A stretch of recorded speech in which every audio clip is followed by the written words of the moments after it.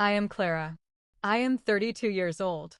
For 15 agonizing years, I spent every single winter holiday completely alone, miserably scrolling through social media photographs of my entire extended family joyously celebrating together at my grandmother's sprawling coastal estate, endlessly wondering what horrific crime I had committed to be entirely excluded from the invitations. I never once received a straight answer. I never received a single, pathetic apology. I never even received a basic text message checking to see if I was alive. Then, late last January, my beloved grandmother passed away.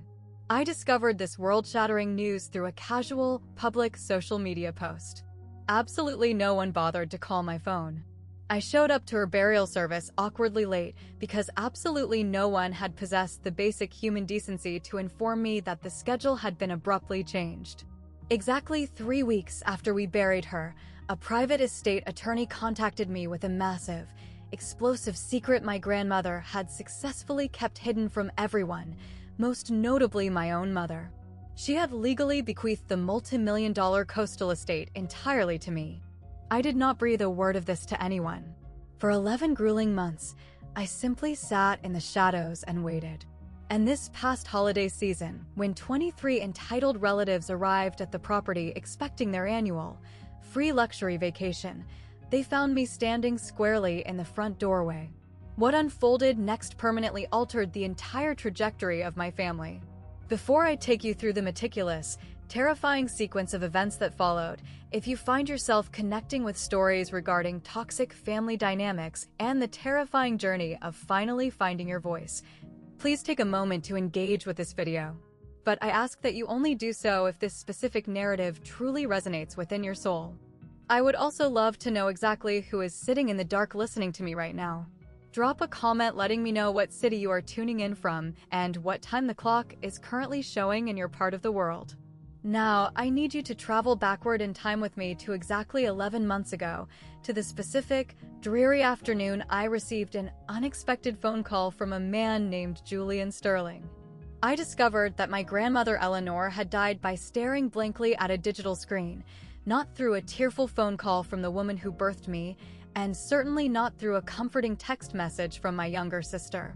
It was a public social media post casually shared by a distant cousin I barely even recognized, accompanied by a slightly blurry photograph of grandmother Eleanor smiling warmly in her rose garden, bearing the sterile caption, "Rest in absolute peace, Aunt Ellie." I sat completely paralyzed in my cramped apartment in the city, intensely staring at my glowing phone screen, desperately waiting for someone, absolutely anyone in my bloodline, to call me and break the news. They never did. The formal funeral service was scheduled for 3 days later. I drove for over 4 grueling hours through heavy, blinding rain to attend. When I finally arrived at the historic church, the solemn service had already commenced. Absolutely no one had bothered to inform me that the start time had been pushed forward by an hour. I quietly slipped into the very back row of the pews. My mother did not turn around to acknowledge my presence. My sister, Victoria, casually glanced over her shoulder at me exactly once, and then immediately looked away, as if I were a confused stranger who had accidentally wandered off the street into the wrong private memorial. Following the somber burial at the cemetery, I tentatively attempted to approach my mother. She was deeply surrounded by a thick wall of extended relatives, graciously accepting their hushed condolences and delicately dabbing her perfectly dry eyes with a monogrammed tissue. "Mom," I whispered softly, stepping into her peripheral vision. She looked at me with an expression of profound irritation, exactly as if I had rudely interrupted a highly important, exclusive business transaction. "Clara, you actually managed to make it." That was the entirety of the interaction. There was absolutely no maternal hug. There was absolutely no, "I am so incredibly relieved you are here to support me." Just, "You made it." Delivered with the exact same tone one might use for an uninvited, highly unwelcome guest crashing a private event. Exactly 3 weeks later, my cellular phone vibrated with an unknown number. "Ms. Vance," the deep voice stated, "my name is Julian Sterling. I served as your late grandmother's primary estate attorney." I genuinely did not even know grandmother Eleanor possessed an estate attorney. "I urgently need to convene with you privately. he continued, his tone incredibly grave and professional. "Please, do not mention this phone call to a single member of your family." I felt my heart completely stop beating in my chest.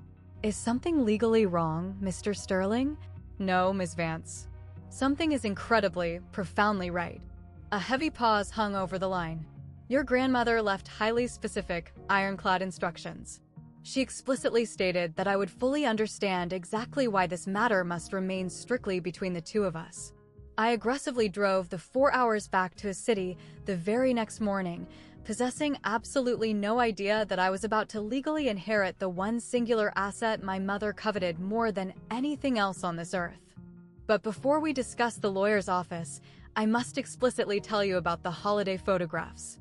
The very first photograph violently appeared on my timeline when I was just 17 years old. December 26th. I was mindlessly scrolling through my social media feed when the image struck me like a physical blow to the stomach. My entire, sprawling extended family was happily gathered in grandmother Eleanor's massive, vaulted living room at the coastal estate. My mother was positioned dead center, her arm wrapped fiercely and protectively around Victoria. Aunts, uncles, and distant cousins I only ever saw at rare funerals filled the frame. 23 smiling, joyous people holding elaborately wrapped gifts, all wearing matching, custom-ordered festive sweaters. I was absolutely not in the photograph. I was sitting entirely alone in a dark, silent house. I frantically called my mother's cell phone later that evening. "Mom, why exactly wasn't I invited to the family holiday gathering?" She let out a long, heavy, exasperated sigh, exactly as if I were being an incredibly dramatic, exhausting toddler. "Oh, sweetheart, please. We all just logically assumed you were staying on campus with your intense college preparatory group. Didn't I explicitly tell you that?" She absolutely had not told me anything. The following year, the hollow excuse mutated into, "We simply assumed you were scheduled to work a double shift at your retail job." The year after that, it casually devolved into, "Oh, the massive group text messages must not have successfully delivered to your phone model. You know you are inherently always welcome to attend. Why didn't you just proactively show up?" I actually foolishly attempted to do exactly that once. I was 23 years old. I aggressively drove the long distance to the coastal estate without informing a single soul, naively, pathetically thinking that perhaps if I just physically materialized on the doorstep, they would be socially obligated to include me in the warmth. I knocked tentatively on the heavy wooden door. My mother abruptly opened it. The blood instantly, completely drained from her face, exactly as if she had just witnessed a terrifying, grotesque apparition that absolutely should not exist in her pristine reality. "Clara, what on earth are you doing? How did you?" From deep inside the warm house, I clearly heard Victoria's sharp, condescending voice cut through the ambient noise. Did someone actually, physically invite her to this? The entire massive living room went instantly, deathly quiet. 23 people stopped what they were doing and openly stared at me exactly as if I had aggressively crashed a highly exclusive, private country club event. My mother recovered her polished, societal mask incredibly quickly. "Of course you are welcome here, honey. Please, come inside out of the cold." But I explicitly saw the dark, furious looks exchanged. I noticed the hushed, urgent conversations that instantly evaporated the second I walked past. I saw the deliberate, malicious way Victoria ensured there was absolutely no physical chair available for me at the sprawling, beautifully set dining table. I quietly packed my bag and left before the sun even rose the next morning. I never, ever attempted to crash their party again. For 15 agonizing, lonely years, I spent the winter holidays entirely alone, miserably scrolling through digital photographs of a family that actively, aggressively pretended I did not possess a pulse. Until grandmother Eleanor permanently changed the rules of the game. To fully comprehend exactly why my mother systematically erased my existence, you absolutely must understand the ghost of Arthur Vance. He was my biological father. He tragically died when I was barely 3 years old. I possess absolutely no concrete, linear memories of the man, just scattered sensory fragments. The sharp, chemical scent of oil paint and turpentine. A deep, rich baritone voice softly humming obscure jazz melodies. The terrifying, exhilarating sensation of him lifting me high onto his broad shoulders so I could pretend to touch the ceiling. He was a passionate, struggling artist. He was a wild dreamer. He was a man who inherently believed in the pursuit of creation significantly more than he believed in paying the utility bills on time. My mother impulsively married him when she was only 19 years old. She was incredibly young, fiercely rebellious, and supposedly madly in love. Her wealthy, aristocratic parents deeply disapproved of the union. Her socialite friends aggressively warned her against it. But Beatrice stubbornly followed her romantic heart. And then, the crushing, mundane reality of poverty inevitably set in. Arthur simply could not manage to secure or maintain steady, conventional employment. His abstract, chaotic paintings absolutely failed to sell in the local galleries. They survived in a decaying, drafty one-bedroom apartment featuring a chronically leaking roof and a colicky infant who screamed through the night. When I was exactly 3 years old, Arthur was driving home late one evening from a minor, insignificant gallery showing, his very first legitimate chance at securing artistic success. A massive commercial delivery truck violently ran a red light. He was killed instantly on impact. The exact same abstract paintings that utterly failed to sell while he was breathing are currently appraised at 6 figures in the modern art market. But my mother absolutely did not want the retroactive wealth. She desperately, exclusively wanted to permanently forget her shameful mistake. She hastily remarried exactly 2 years later. She married Thomas Collins. He was incredibly stable, financially successful, and aggressively, boringly safe. They birthed Victoria when I was 7 years old. And slowly, methodically, and with terrifying precision, my mother began the aggressive process of permanently erasing Arthur Vance from the historical record. She absolutely never spoke his name aloud. She systematically destroyed or hid every single photograph of him. When nosy, extended relatives inquired about her brief, tragic first marriage, she flawlessly changed the subject. And me? I inherited his exact eyes. Deep, piercing, highly unusual, and utterly unmistakable blue-gray eyes. Grandmother Eleanor was the singular human being who possessed the courage to tell me the unvarnished truth. "Your mother absolutely does not hate your soul, Clara," she whispered to me once, gently stroking my hair as I violently sobbed on her porch swing after enduring yet another holiday season completely alone. "She intensely hates exactly what your face constantly reminds her of." I was far too young to fully comprehend the devastating weight of that statement. But the exact moment I crossed the threshold into Julian Sterling's private law office, the entire, horrifying reality finally clicked into place. Julian Sterling's private office was situated in a historic, towering brick building in the heart of the downtown financial district. It was the specific kind of intimidating, mahogany-paneled space that smelled intensely of aging, leather-bound legal volumes, and massive, life-altering decisions. He was significantly older than I had anticipated. He possessed thick, silver hair, an incredibly kind demeanor, and a firm, grounding handshake that felt exactly like an unbreakable promise. "Thank you so much for making the journey, Ms. Vance," he said, gesturing toward a heavy, cracked leather armchair. "Please, make yourself comfortable." I rigidly sat down.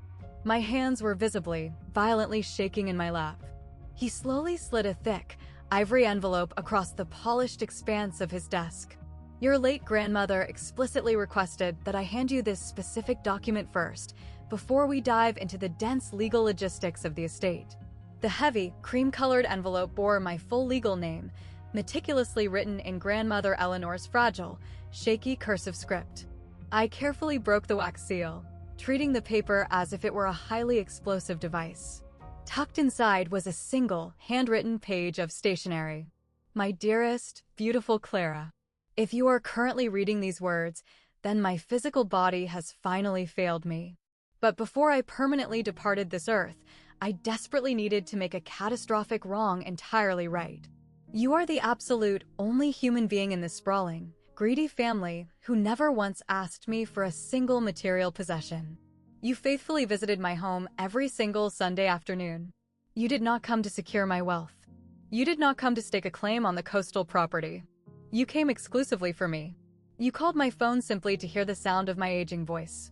You sat silently beside me when I was terribly ill, when I was paralyzed with fear, and when I was utterly, completely lonely.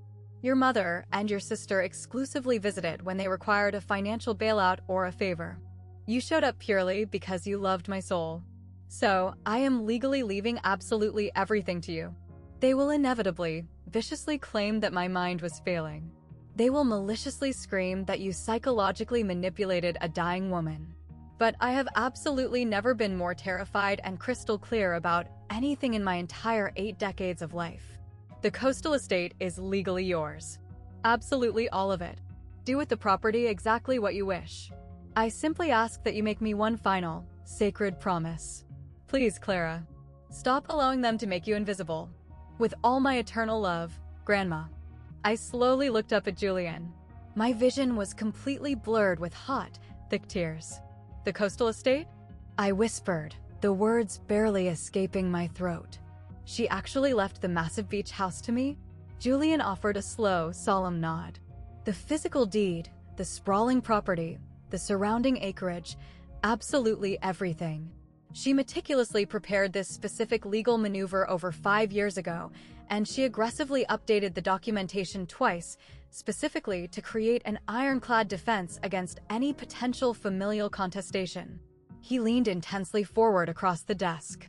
Miss Vance, your grandmother fully anticipated massive, violent resistance from your mother. This final will is absolutely legally bulletproof. I sat completely paralyzed in that heavy leather chair for a very long time, clutching my grandmother's final letter against my chest exactly as if it were the only physical object keeping my body tethered to the Earth's gravity. The coastal estate. The massive, beautiful sanctuary where my entire extended family joyously gathered every single winter without me. The exact location where they staged those elaborate, matching sweater photographs and aggressively pretended I did not possess a pulse. The sprawling property, recently appraised at a staggering $2.3 million, that my mother had been salivating over and claiming as her eventual inheritance for decades. And grandmother Eleanor had secretly, legally bequeathed the entire empire to me. Julian cleared his throat softly, breaking the heavy silence. Ms. Vance, I urgently need to ask you a procedural question.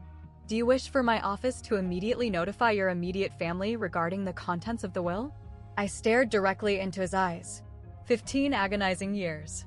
15 consecutive, lonely winter holidays. 15 separate occasions where I had discovered my brutal exclusion through a glowing digital screen, sitting completely alone in my freezing apartment, endlessly torturing myself wondering what horrific flaw I possessed that made me so inherently unlovable.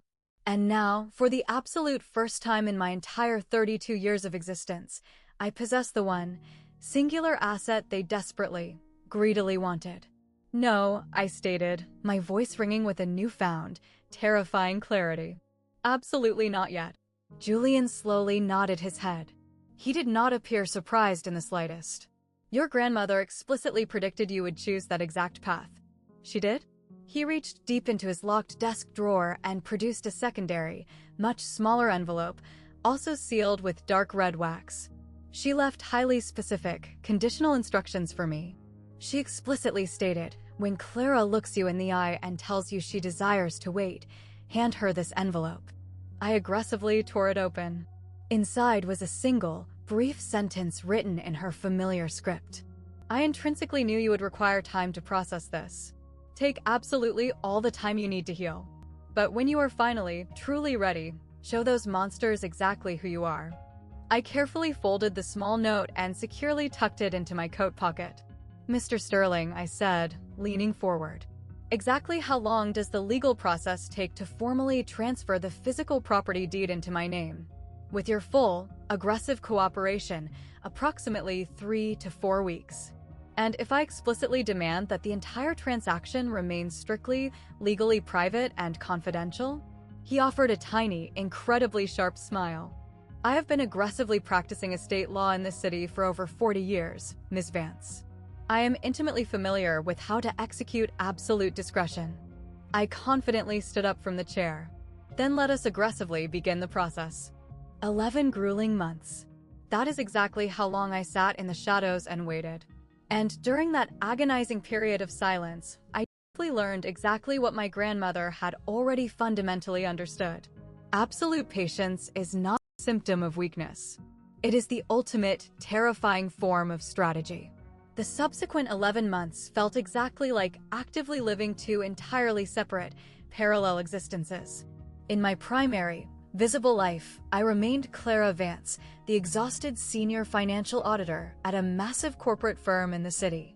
I meticulously filed endless reports. I attended grueling board meetings. I quietly ate my packed lunch entirely alone at my cubicle desk. In my secondary, hidden life, I was aggressively, quietly becoming the sole legal proprietor of a $2.3 million coastal luxury estate that my greedy family possessed absolutely zero knowledge belonged exclusively to me. In late February, I signed the final, towering stack of legal paperwork. Julian formally handed me a brand new set of brass keys and a massive, thick folder overflowing with certified deeds and tax documents. "It is officially completed," he announced with a firm handshake. "The property is legally, undeniably yours." April arrived, bringing the Easter holiday. I received absolutely zero invitations to the family gathering. I had not expected a single one. July ushered in Victoria's milestone birthday. I foolishly opened my social media application and was immediately assaulted by 47 high-resolution photographs geographically tagged at the coastal estate. Images of my mother triumphantly raising a crystal champagne flute on the massive wraparound deck.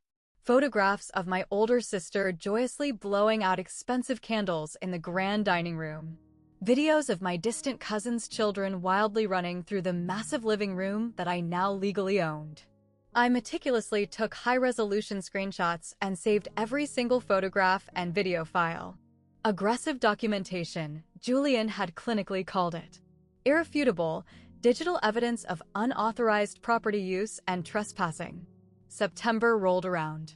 I was casually checking my email inbox when I discovered a forwarded message from Aunt Josephine, my grandmother's younger sister.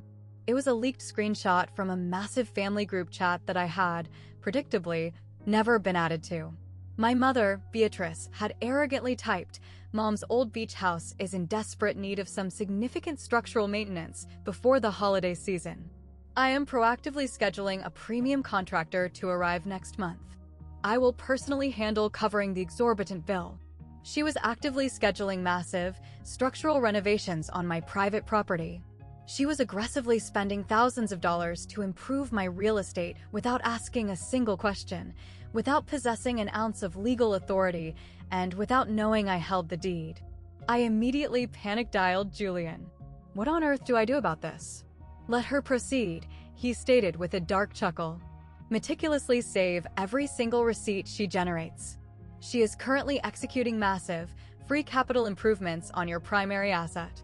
The expensive contractor arrived at the property in October. They installed premium, weather-resistant roof shingles, applied a fresh coat of high-end paint to the sprawling deck, and upgraded the kitchen with state-of-the-art, stainless steel appliances. My mother aggressively paid over $12,000 out of her own pocket to renovate a luxury home that legally belonged to the daughter she actively despised. I meticulously saved every single generated invoice. November arrived, and I began aggressively finalizing my battle plan. On the 23rd of December, I confidently boarded a commercial flight heading toward the coast. I carried a heavy, reinforced briefcase overflowing with certified legal documents and 15 agonizing years of suffocating silence densely packed into a single, terrifying word: enough.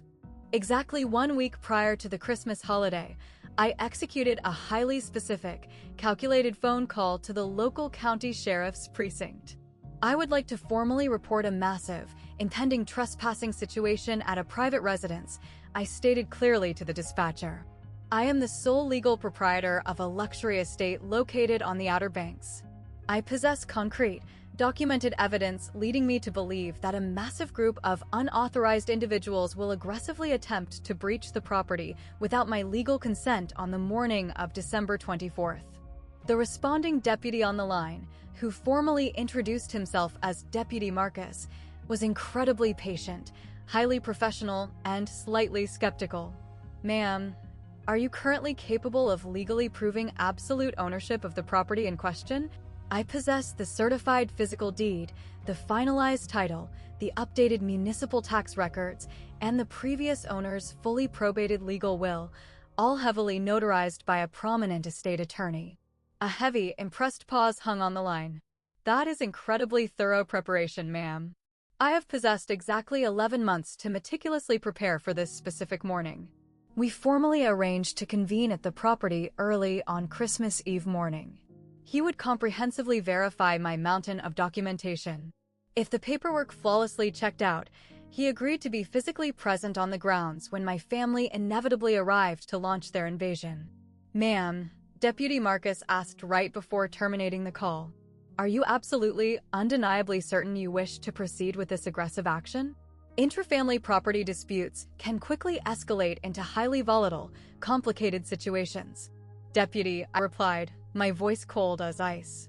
My extended family has been aggressively utilizing my private property for 15 years without my knowledge, my consent, or my presence. I would strongly argue that the situation is already incredibly, violently complicated. The late evening before I was scheduled to fly out, my cell phone unexpectedly vibrated on my nightstand. It was Aunt Josephine. Clara, honey, it is Josephine. I just desperately wanted to check in on your mental state. I almost dropped the phone in shock. Aunt Josephine was literally the only relative in the entire sprawling family tree who ever bothered to inquire about my existence. She was the singular person who occasionally possessed the backbone to subtly push back when my mother aggressively controlled the family narrative. I am perfectly fine, Aunt Josephine, I replied cautiously. Are you absolutely certain, my sweet girl? I always deeply wonder why you are entirely absent from these massive family gatherings. Beatrice constantly claims you aggressively prefer to be isolated and alone, but she trailed off, the doubt heavy in her voice. Aunt Josephine, I said, choosing my words with extreme care. You will completely understand absolutely everything very soon. What exactly do you mean by that statement? Just, please try not to be overly shocked by whatever explosive event occurs tomorrow morning. She remained completely quiet for a long, analyzing moment. Clara, what on earth are you planning to do? I offered a genuine, terrifying smile. It was my very first authentic smile in months. I am simply planning to finally show up for once. I abruptly ended the call, meticulously packed my overnight bag, and, surprisingly, fell into a deep, peaceful sleep. Tomorrow, I was finally going to forcefully stop being the invisible ghost in my own life. The sprawling coastal estate looked exactly as breathtaking and imposing as I remembered it. I arrived on the crisp, freezing evening of December 23rd, just as the brilliant winter sun was violently setting over the dark, churning waters of the Outer Banks. The brand-new, brass-key Julian had provided me slid flawlessly into the heavy, upgraded deadbolt lock I had aggressively paid a locksmith to install exactly 2 months prior. My mother's ancient, copied key would absolutely no longer grant her access to the kingdom. I stepped over the threshold and stood completely still in the grand, vaulted entryway, pulling the familiar, intoxicating scent of sharp salt air and aged cedar wood deep into my lungs. The absolute last time I had physically stood in this exact spot, I was 23 years old, aggressively uninvited and violently unwanted. I had fled the premises before the sun even rose to avoid further humiliation. Now I had finally returned. And this time, I legally owned every single square inch of the property. I walked slowly and methodically through the massive house, inspecting it room by room. The sprawling living room featuring its towering, raw stone fireplace. The pristine, upgraded kitchen that my mother had literally just renovated utilizing her own funds for a house that was technically mine. The sprawling bedrooms located on the second floor, each space holding decades of joyous holiday memories that I had only ever been permitted to witness through glowing digital screens. Resting prominently on the heavy wooden mantel, I located exactly what I was searching for. A massive, silver-framed photograph taken exactly 3 years ago.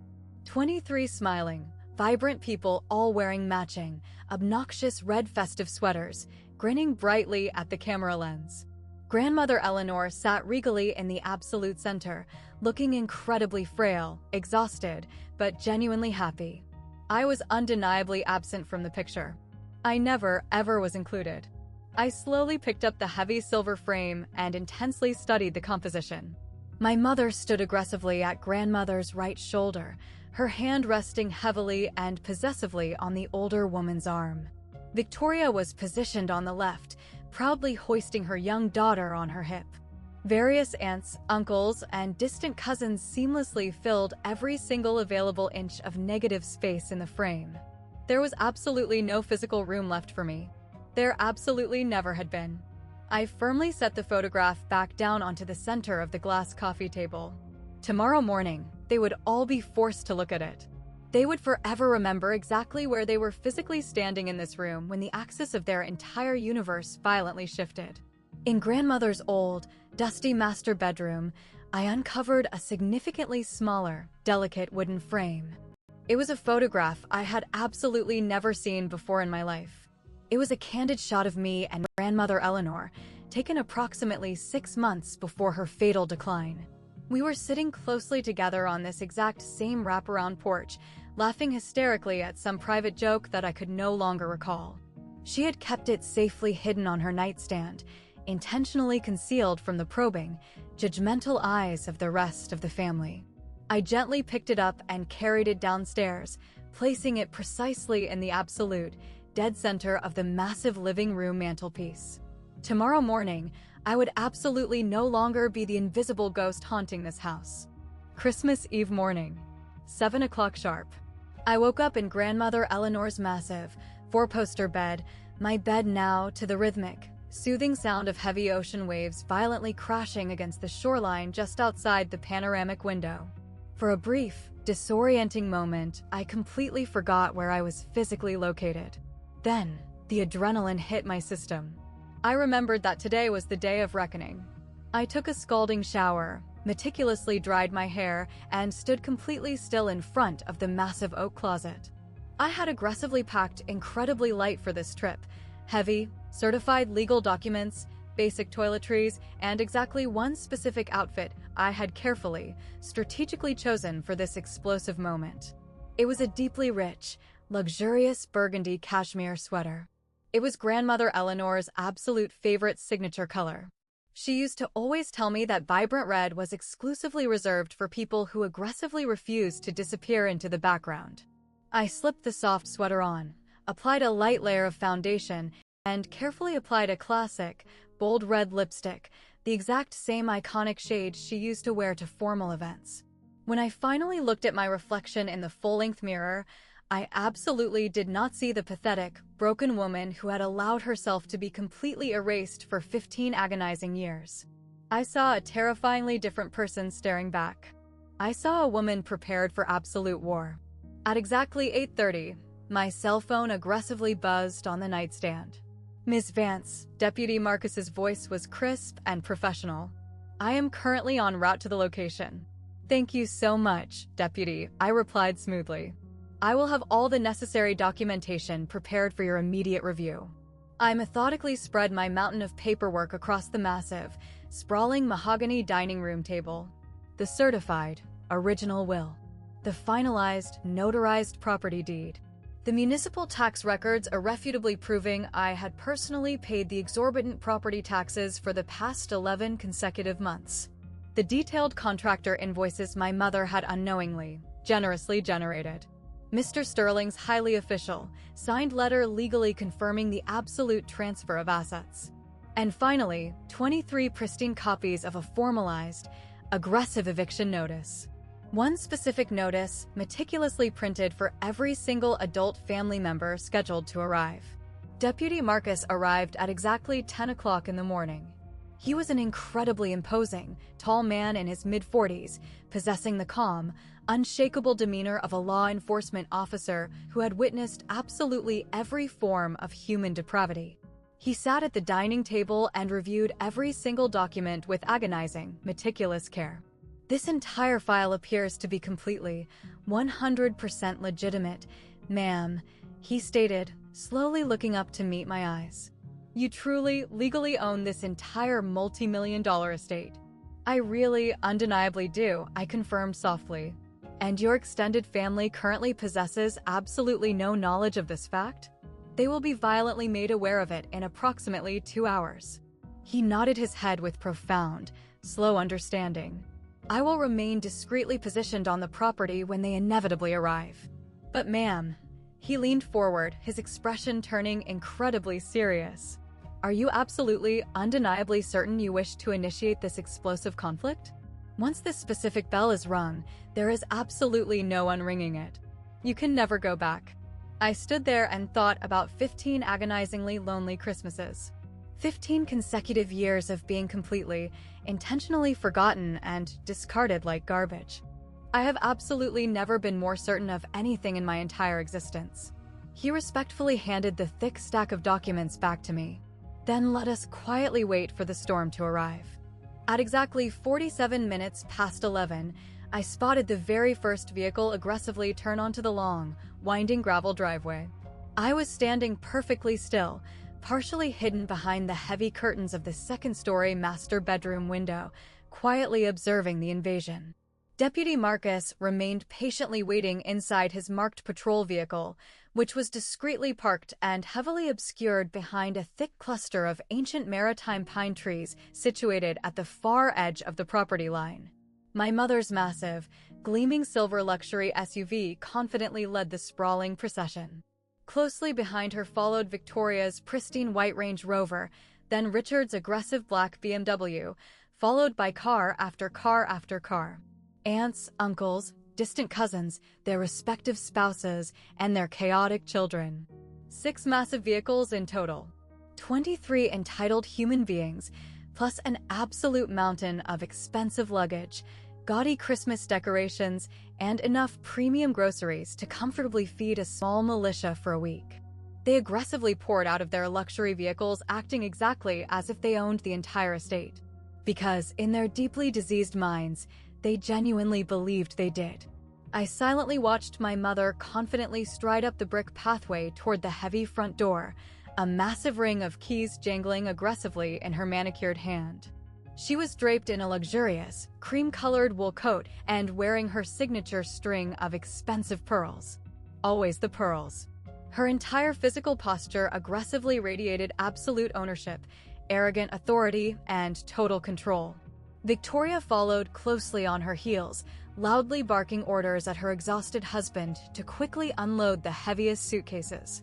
Ensure you place the massive luggage directly into the master bedroom suite, she commanded shrilly. Mom and Dad always claim that specific room. My room now. My master bedroom suite. The chaotic children sprinted ahead toward the porch, loudly shouting about hitting the beach, about opening presents, and about all the incredible activities they planned to do this week in Grandma Eleanor's house. It was absolutely not Grandma Eleanor's house anymore. Slowly, almost completely unnoticed amidst the chaotic unloading, Deputy Marcus's marked patrol vehicle smoothly pulled out of its concealed hiding spot and began slowly rolling down the long gravel driveway toward the house. Absolutely no one noticed the approaching cruiser.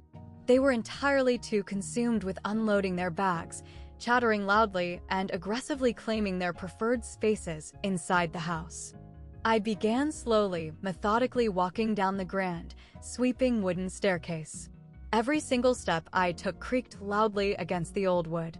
It was the exact same staircase I had terrifiedly crept down 9 agonizing years ago, desperately trying to remain completely invisible, desperately trying to simply belong to a family. I was absolutely not trying to belong anymore. I reached the heavy front entryway at the exact microsecond my mother aggressively jammed her copied key into the brass deadbolt lock. I heard the metal violently click, and then I immediately heard her frustrated, confused voice echoing through the heavy wood. What in the name of? Richard? The stupid key is absolutely not turning. I smiled a terrifying, razor-sharp smile, reached out and forcefully pulled the heavy door wide open. The look of absolute, unadulterated shock that violently registered on my mother's face when that door swung open is an image that will remain permanently burned into my retinas until the day I die. She was standing frozen on the welcome mat, the useless key still gripped tightly in her hand, her mouth hanging completely slack as she was mid-complaint to Richard regarding the faulty lock. And then, her eyes finally focused on me. For 3 entire, agonizing seconds, absolutely no one on that porch breathed a single word. I stood confidently in the center of the doorway, draped in my grandmother's signature color, my right hand resting incredibly casually against the heavy wooden doorframe. Behind me in the living room, the massive fire I had constructed that morning crackled warmly, filling the house with the intoxicating, nostalgic scent of cinnamon and burning cedar wood. Classic Christmas smells. Clara, my mother's voice violently cracked, sounding exactly like dry, crushed leaves. What are you? How on earth did you get inside this house? Good morning, Mom, I replied, my voice dripping with icy pleasantness. I did not move a single inch from my dominant position in the doorway. Richard abruptly appeared right behind her shoulder, his brow furrowed in deep annoyance. The locks must be severely jammed or rusted. Let me try to force it. The locks are absolutely not broken, Richard, I stated calmly, maintaining intense eye contact with my mother. They are completely brand new. I had a locksmith aggressively change them 2 months ago. Total, suffocating silence descended upon the porch. Victoria violently pushed her way to the front of the crowd, her beautiful face contorted into an ugly mask of pure, unadulterated confusion and rage. You actually possess the sheer audacity to change the physical locks on Mom's house? It is absolutely not Mom's house, I replied smoothly. My mother let out a sharp, high-pitched, incredibly nervous laugh that bordered on hysteria. Clara, what bizarre, psychotic delusion are you currently experiencing? This is obviously my late mother's property. I honestly do not know what kind of sick joke you are attempting to. It is entirely my property, I interrupted, my voice echoing with terrifying authority. It has been legally, exclusively my property for the past 11 months. More suffocating, terrified silence. Behind the frozen cluster of family members, I watched Deputy Marcus slowly step out of his idling patrol vehicle. He casually leaned against the side of his cruiser, quietly observing the standoff. Aunt Josephine was the very first person in the crowd to spot his uniform. Beatrice, she gasped, pointing a trembling finger. Why on earth is there an armed police officer parked on the driveway? Every single person violently turned around. 23 stunned individuals openly stared at the flashing lights of the patrol car exactly as if a spaceship had just materialized out of thin air. I specifically requested his presence here today, I stated, my voice cutting through their shock. I anticipated that several of you might experience severe cognitive difficulty comprehending the reality of this situation. My mother's facial expression instantly morphed from utter confusion to pure, unhinged, violent fury. What exact situation are you referring to? What insane garbage are you spewing right now? I strongly believe we should conduct this conversation outside in the freezing air, I stated calmly. Considering the fact that this is my private residence, and absolutely none of you have been formally invited to cross my threshold. I slowly took a step backward and began to deliberately pull the heavy door shut. Wait right there, my mother violently lurched forward, attempting to jam her expensive leather boot into the doorframe to prevent it from closing. You absolutely cannot do this to us. Actually, Mom, I smiled a terrifying, razor-sharp smile. I absolutely can. I forcefully pulled the door wider open, absolutely not to invite them inside, but to ensure every single person crowding the driveway possessed a crystal-clear, unobstructed view of my face. The brutal December wind violently whipped across the expansive porch, cutting through their expensive coats with a sharp, freezing intensity. My massive, entitled family stood completely clustered together on the wooden steps, looking exactly like a group of wealthy carolers who had suddenly, violently forgotten the lyrics to their song. The terrified children aggressively huddled behind their parents' legs. Dozens of expensive, designer suitcases sat completely abandoned on the freezing gravel driveway. This is absolute, pure insanity, my mother viciously snapped, her voice trembling with rage. Richard, immediately call the local police precinct. The local police are already currently present on the scene, ma'am, Deputy Marcus announced, his heavy boots crunching loudly on the gravel as he calmly walked up the pathway. His vocal tone carried the specific, unshakable authority of a man who had successfully de-escalated 1,000 identical, chaotic situations. "I am Deputy Marcus. I was explicitly requested to arrive at this location to proactively assist Ms. Vance with a massive, impending property dispute." "There is absolutely no property dispute occurring here," my mother shrieked, her voice reaching a hysterical pitch. "This is my deceased mother's estate. With all due respect to your situation, ma'am, it absolutely is not." Deputy Marcus confidently stopped directly beside me on the porch. "I have personally, forensically reviewed the certified deed, the updated municipal title, and the finalized probate records. This entire estate legally, undeniably belongs to Clara Vance. Has for nearly an entire year." I stood in silence and watched the devastating, catastrophic information violently ripple through the assembled crowd. Several older aunts exchanged terrified, horrified glances. Uncles uncomfortably shifted their weight from foot to foot.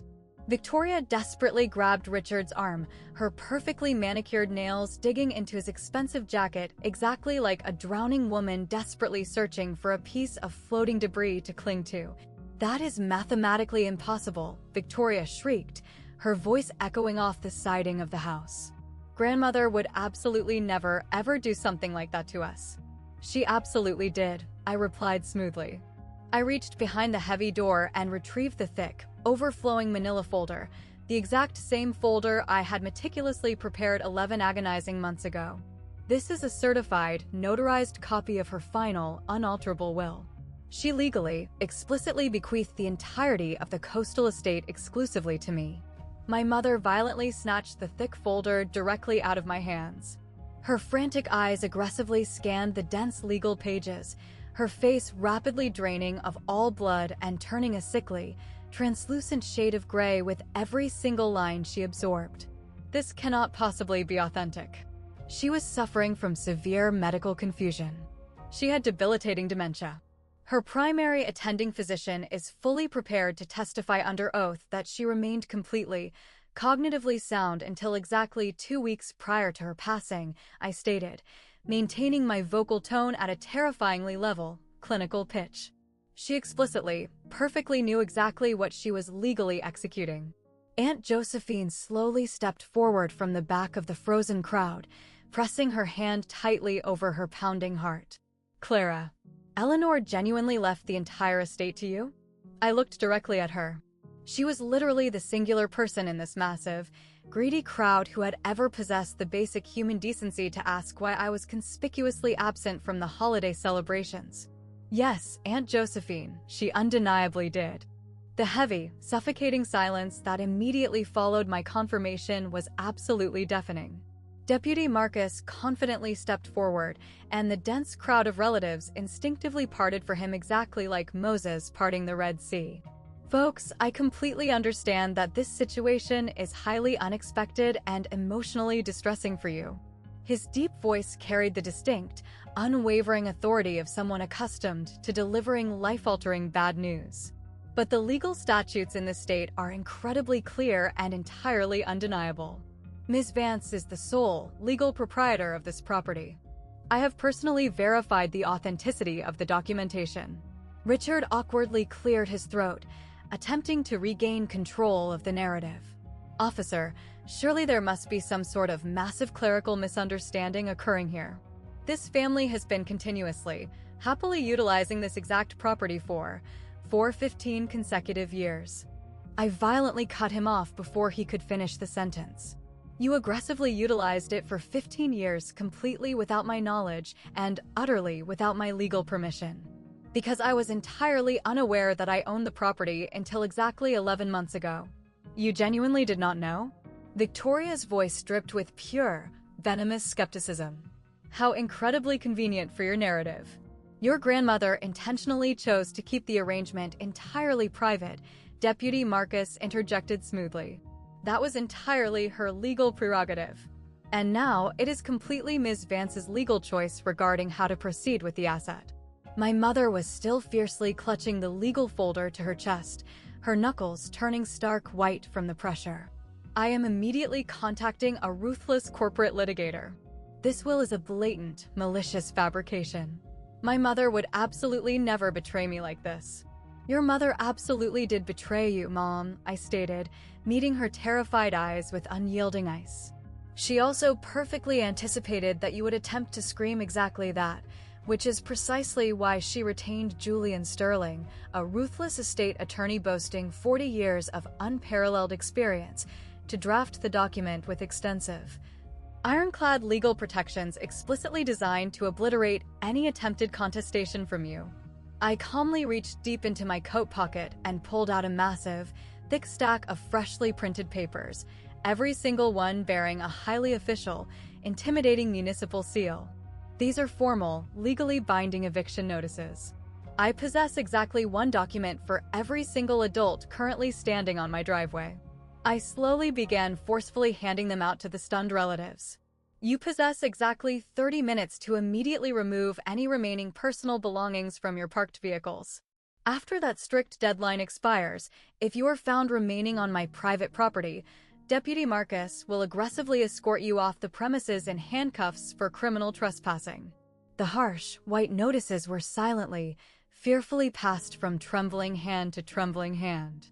Some relatives stared blankly at the text, others simply refused to look at them. My cousin David finally spoke up from the absolute back of the frozen crowd. Clara, please come on.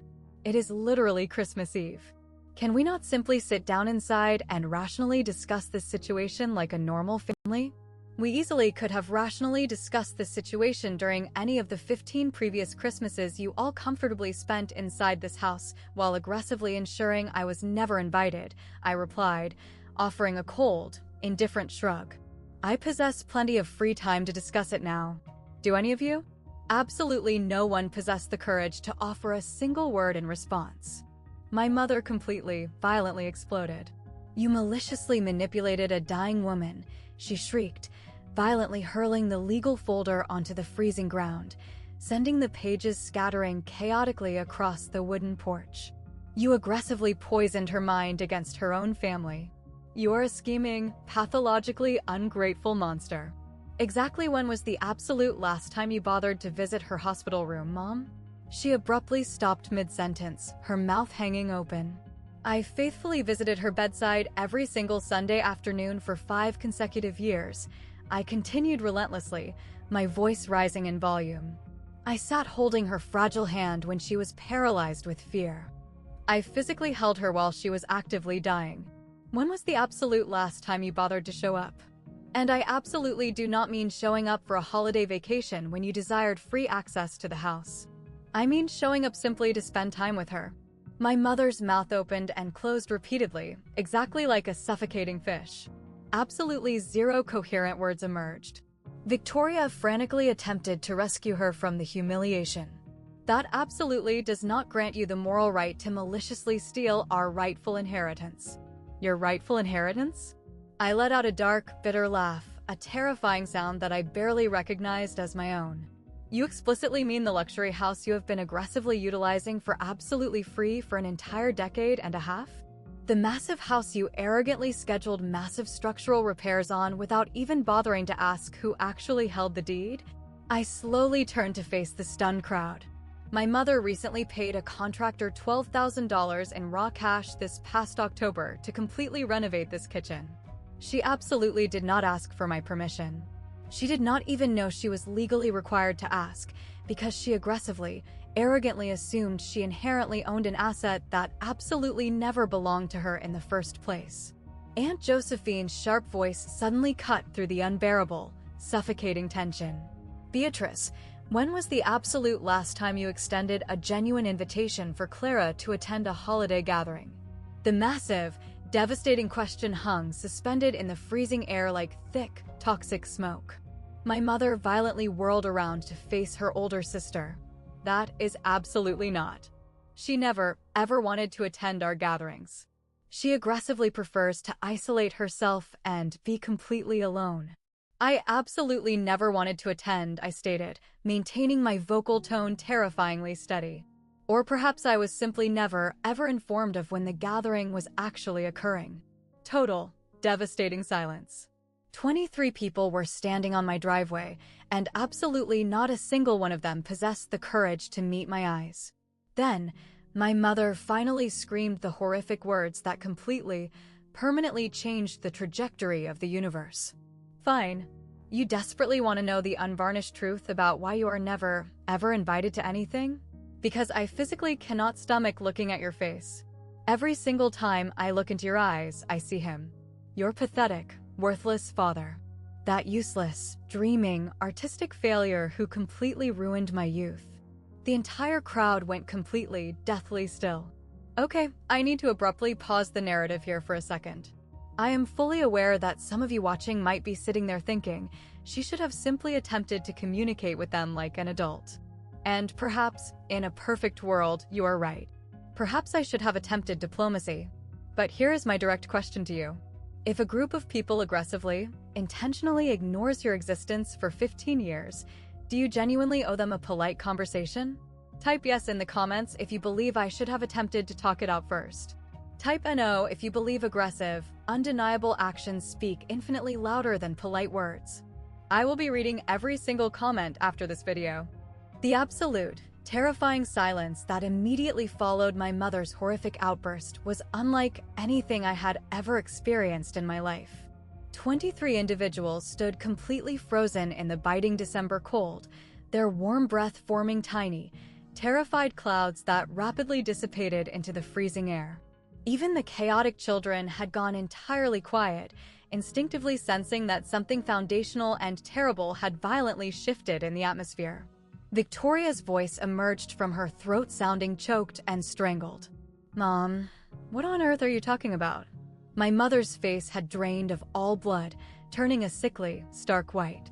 She stared down at her trembling hands as if they belonged to a complete stranger, as if they had just violently betrayed her. I absolutely did not mean to say. She started to stammer. That is not what Arthur Vance, I stated quietly, my voice echoing clearly. My biological father. The man you impulsively married before Richard. The man you have spent 30 entire years aggressively attempting to erase from the historical record. Richard took a hesitant step forward, his face contorted into a mask of pure, unadulterated confusion. Beatrice, what exactly is she talking about? My mother absolutely could not bring herself to look him in the eye. Aunt Josephine spoke up, her voice trembling, barely rising above a whisper. Beatrice, you intentionally excluded your own flesh and blood daughter for 15 years simply because of Arthur? You absolutely do not understand the situation. My mother's voice cracked violently. Every single time I am forced to look at her, I see his ghost. I see his exact eyes. His expressions. I am constantly forced to see all the massive, humiliating mistakes I made in my youth. All the years I foolishly wasted on him. She was just an innocent child, Aunt Josephine's voice sharpened into a blade. She absolutely did not choose her biological father. She did not consciously choose to inherit his eyes. I know that, my mother suddenly shrieked, her voice echoing off the siding of the house. And then, much quieter, brokenly. I know that. I stood completely still and looked at my mother. I truly, deeply looked at the woman who had systematically, aggressively removed my presence from every single family gathering for a decade and a half. The monster who had relentlessly gaslit me into believing I was suffering from paranoid delusions regarding my exclusion. The woman who had successfully, maliciously taught my older sister that my existence was entirely disposable. And I felt a profound emotion that I had absolutely not anticipated. It was not burning anger. It was pure, suffocating pity. You simply could not manage to forgive a man who was already dead, I stated softly, staring directly into her soul. So you maliciously decided to punish the absolute only part of him that managed to survive. My mother's face completely crumpled in agony for a brief moment. I genuinely thought she might finally break down and cry. But she absolutely did not apologize to me. She never, ever did. I possessed the absolute power to completely destroy her reputation right there in front of the entire extended family. I could have aggressively listed every single Christmas she had maliciously excluded me from. Every single toxic lie she had spun. Every single occasion, she had intentionally made me feel exactly like a worthless ghost haunting my own life. I could have made her feel exactly as small and insignificant as she had aggressively made me feel for 15 years. But that was absolutely not why I was standing on that porch. "Deputy Marcus," I announced, turning my back entirely on my weeping mother. "Please graciously grant them exactly 30 minutes to aggressively remove any remaining personal belongings from their vehicles. Then, I want every single human being completely removed from my private property." "Now wait just a damn minute," Richard aggressively started forward. 30 minutes, Richard," I interrupted smoothly. "That is significantly more consideration and grace than I have ever received from this family in my entire life." Victoria desperately clutched her terrified daughter against her leg. "Clara, the innocent children, it is literally Christmas Eve.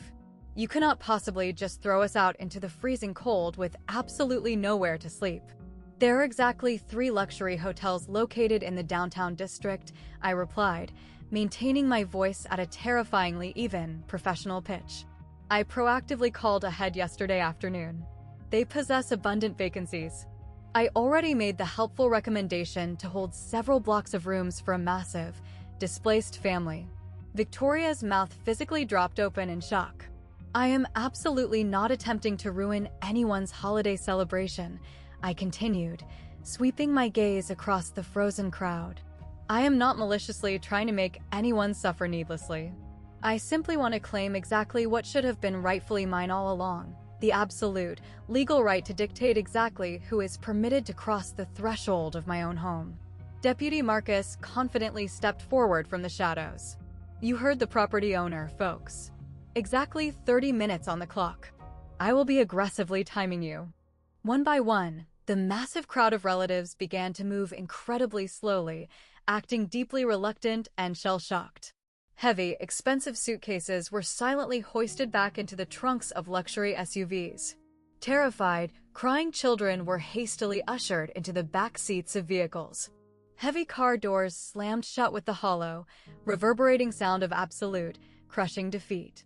My mother stood completely motionless on the freezing porch, staring at me exactly as if she were seeing my face for the very first time in her life. "Clara," she whispered, her voice barely a breath. "Please." I met her terrified eyes.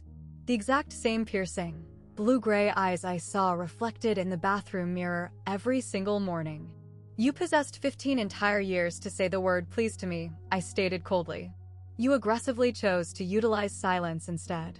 I firmly stepped backward into the warmth of my house and aggressively slammed the heavy oak door shut. I leaned my entire body weight against the heavy wood, my heart violently pounding so hard I could physically feel the vibrations in my temples. Through the thick glass window pane, I silently watched the convoy of luxury vehicles slowly, humiliatedly begin to pull away. One by one, the agonizing crunch of gravel under heavy tires was the absolute only sound piercing the quiet morning. And then I heard a soft, hesitant knock on the wood behind me. I instantly tensed up, terrified it was my mother attempting a secondary breach. "Clara, honey, it is Josephine." I cautiously cracked the door open. Aunt Josephine stood completely alone on the freezing porch. The remaining vehicles were already rapidly disappearing down the long gravel road. She had intentionally chosen not to leave with the convoy. "May I please come inside?" she asked softly, her eyes shining with tears. I wordlessly stepped aside. She walked into the entryway, her sharp eyes slowly sweeping across the familiar room with an entirely new, devastating understanding. I absolutely should have spoken up and demanded answers decades ago. Her voice was incredibly thick and heavy with guilt. I aggressively asked Beatrice exactly why you never attended the gatherings. Every single year, I asked her. She always possessed a flawless, ready-made excuse. Clara strongly prefers her privacy. Clara is buried under corporate work. Clara genuinely prefers to celebrate alone. And you simply, blindly believed her lies, I asked, closing the door. I believed her. Josephine aggressively wiped her eyes. That massive failure is entirely on me. I should have picked up the phone and called you directly. I should have aggressively demanded the truth. Why exactly didn't you? I asked softly.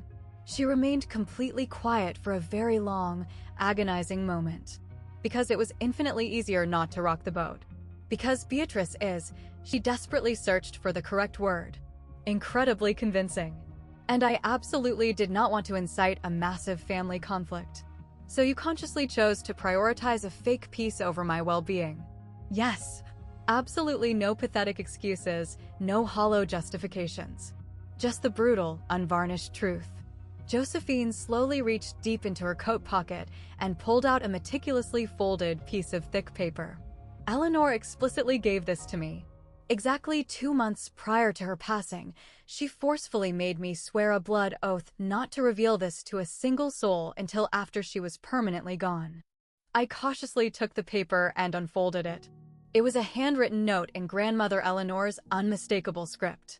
Josephine, please ensure that Clara absolutely knows she was not experiencing paranoid delusions. The aggressive exclusion was entirely real. Absolutely everything she felt in her soul was real. My hands began to tremble violently. She intimately knew the truth, Josephine whispered. She saw absolutely everything that was happening. And she desperately wanted you to finally know that you were never, ever crazy. For the very first time that entire, explosive day, I finally allowed myself to violently break down and cry. From the safety of the living room window, I silently watched the absolute last of the luxury cars disappear down the winding gravel road. Victoria's pristine white Range Rover was the final vehicle to retreat in defeat. Through the tinted back window, I could clearly see her young daughter's terrified face pressed against the glass, utterly confused, silently watching the massive beach house slowly shrink into the distance. I briefly wondered exactly what horrific lies they would spin to explain the eviction to her.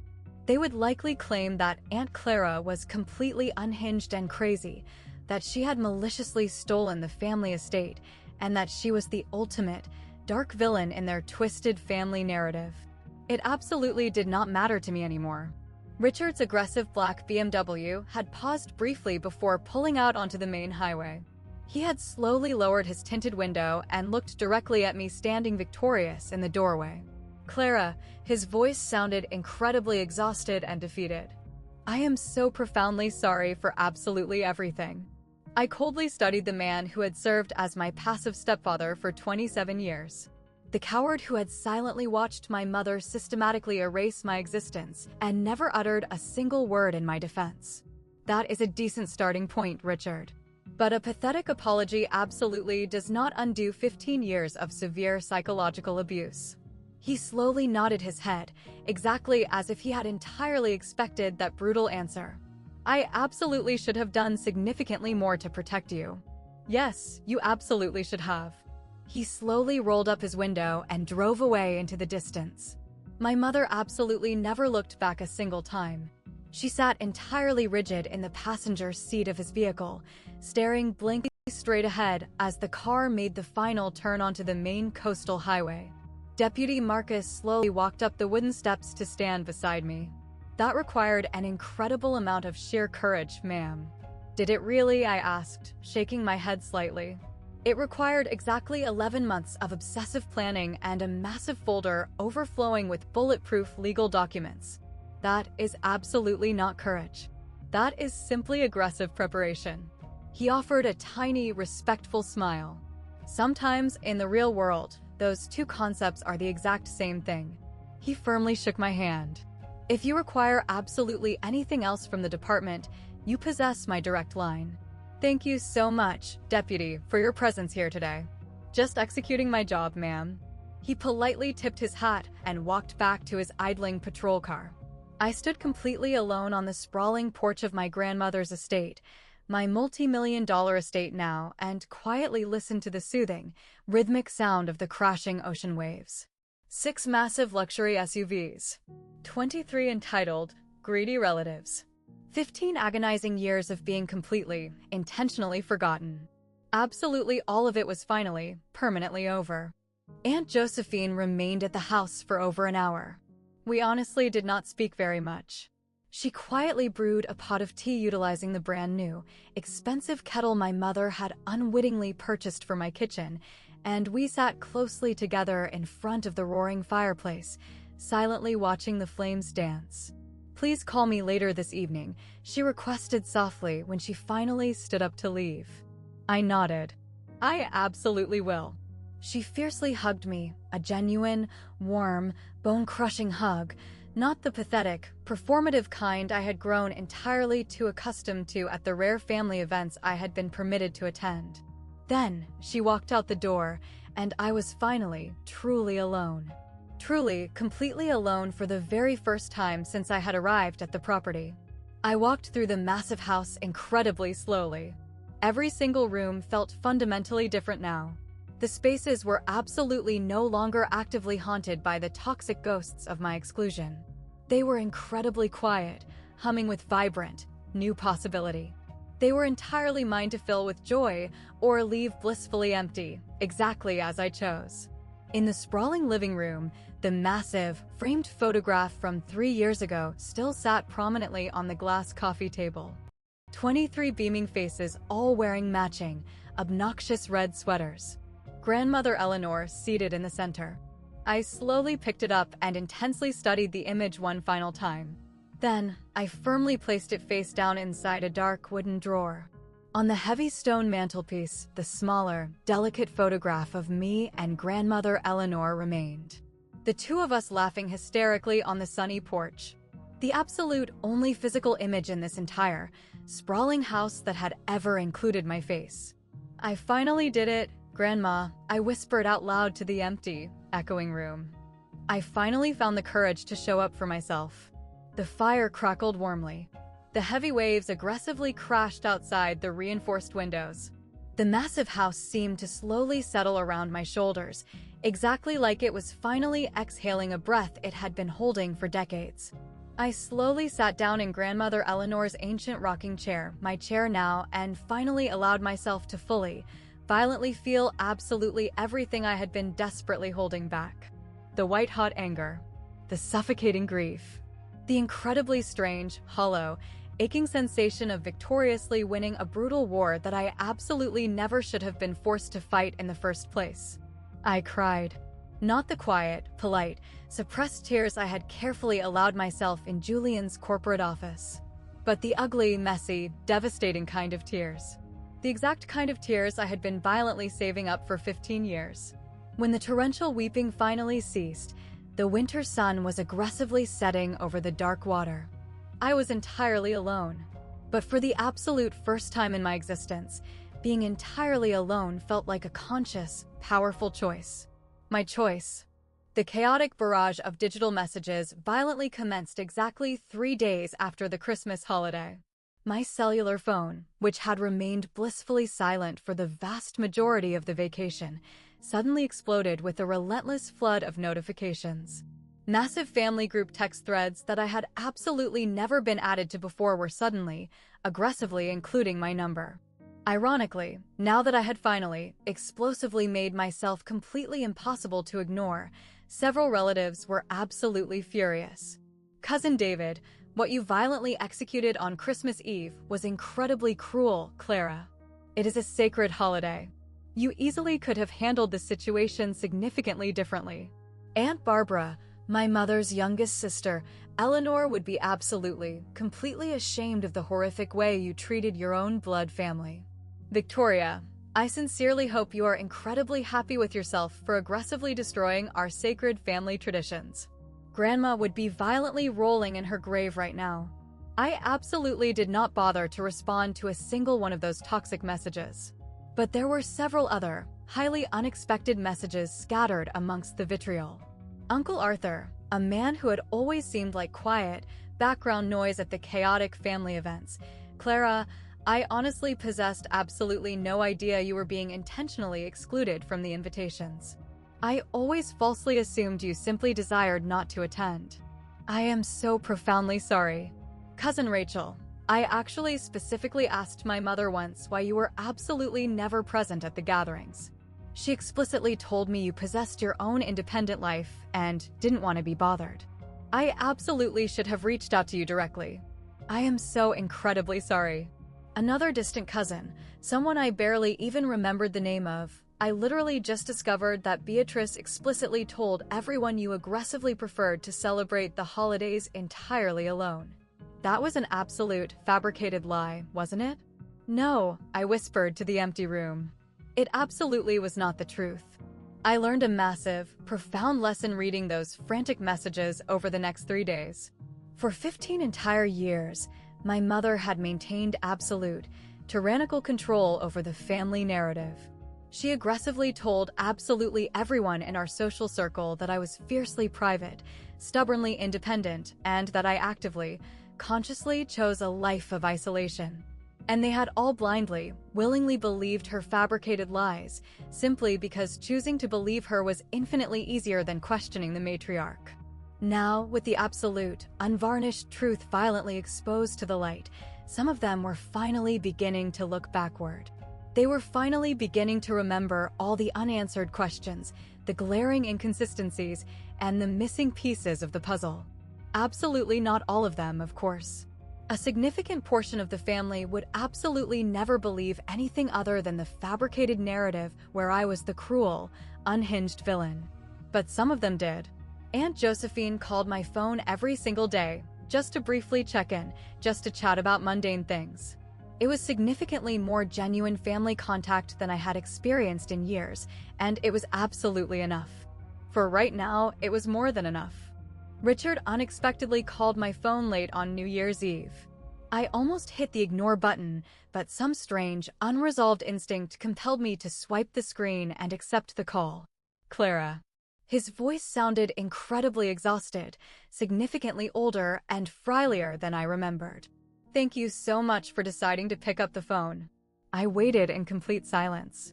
I desperately need you to know something, he continued, his breath heavy over the line. About absolutely everything that transpired over the past 15 years. I am actively listening, Richard. I honestly did not comprehend the full, horrific extent of the abuse. I intimately knew Beatrice harbored highly complicated, negative feelings regarding your existence. I knew she experienced severe, psychological difficulties simply being in the exact same room with you sometimes. But I absolutely, genuinely did not know she was actively, maliciously excluding you from the family. How exactly is that logically possible, Richard? I asked, my voice cold as ice. You were physically present at every single Christmas gathering. She aggressively controlled absolutely every single detail. His voice violently cracked slightly.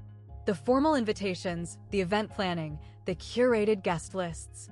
Whenever I directly inquired about your absence, she smoothly stated that you absolutely did not want to attend. Clara strongly prefers to maintain her personal space, she repeated every single time. And you never once attempted to verify that information.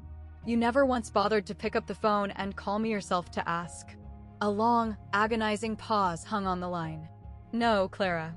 I absolutely did not. Why exactly didn't you? Because he let out a long, shaky exhale. Because I blindly, foolishly trusted her judgment. Because it was infinitely easier not to cause a massive conflict. There it was again. The exact same, pathetic excuse Aunt Josephine had offered. The exact same excuse absolutely everyone in that family had utilized. It was simply easier not to intervene. Your grandmother Eleanor actually called my private cell phone once, Richard suddenly added.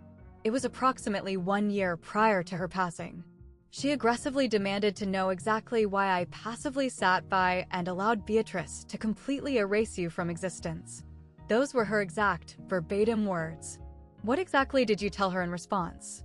I absolutely did not possess a valid answer for her. I still completely lack an answer. He paused, clearing his throat. I am absolutely not calling you tonight to beg for your forgiveness, Clara. I explicitly know that I absolutely do not deserve it. I simply wanted you to know that I finally see the reality of the situation now. I see exactly what Beatrice maliciously did, and exactly what I cowardly allowed to happen by doing absolutely nothing to stop it. I sat in silence and considered his profound, heavy words. The ultimate passive observer. The cowardly, silent witness. 27 entire years of quietly watching a child be abused and never once intervening to stop the bleeding. Thank you so much for finally telling me the truth, Richard. Is there absolutely anything I can do to assist you right now? Not right now, Richard. But thank you for offering. It was significantly more effort than my own biological mother had ever exerted. My mother finally called my phone exactly 1 week later. I instantly recognized the local number flashing on my screen. The exact same 10-digit number that had absolutely never called me on my birthdays, never sent a single text message on the holidays, and absolutely never reached out for 15 years unless she urgently required a favor. I answered the call anyway.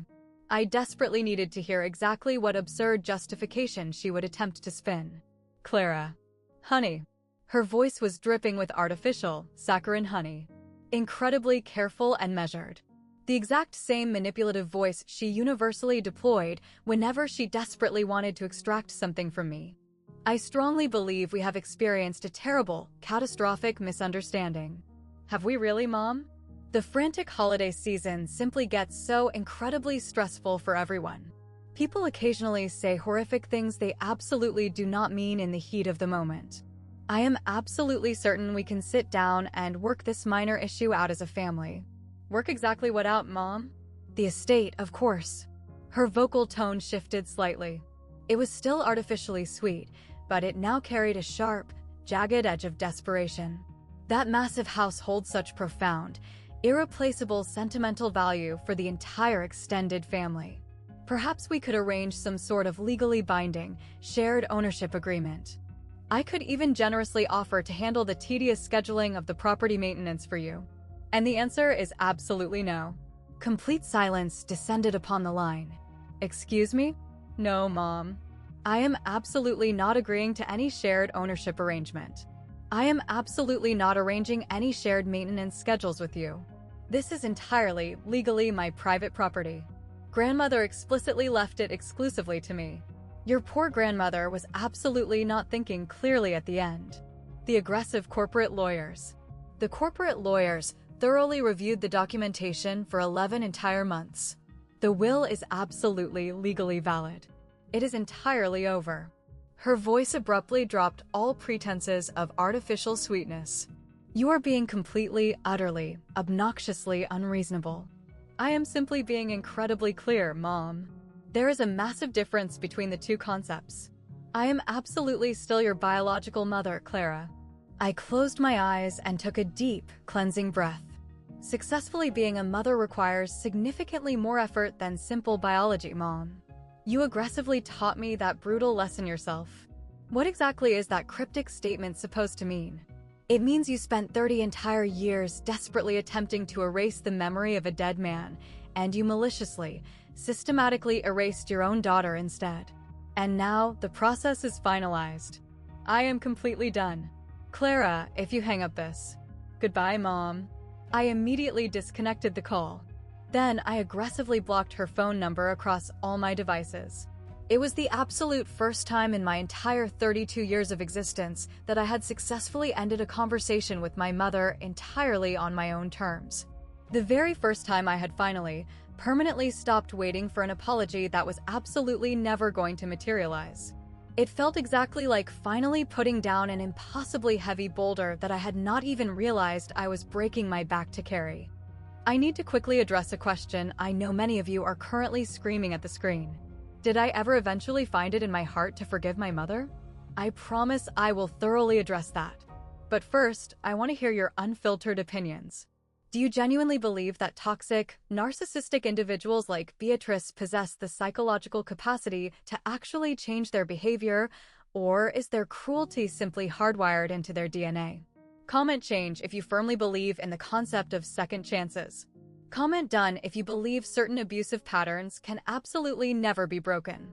There is absolutely no judgment here either way. I genuinely, deeply want to know your perspective on human nature. Now, let us dive back into the conclusion of the story. In early February, I made a massive, life-altering professional decision.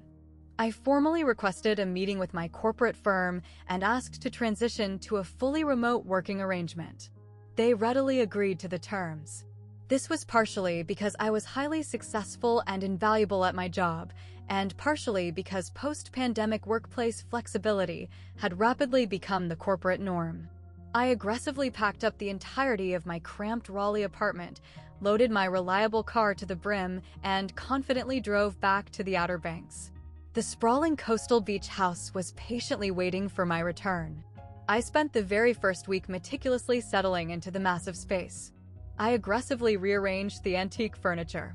I painted the walls of the master bedroom a soft, calming shade of gray-blue. I systematically made the entire, sprawling space unequivocally mine, instead of allowing it to remain a haunted museum filled with toxic family memories I had absolutely never been permitted to be a part of. One sunny afternoon, while deeply deep cleaning a forgotten closet located inside grandmother Eleanor's old study, I stumbled across a heavy wooden box I had absolutely never seen before.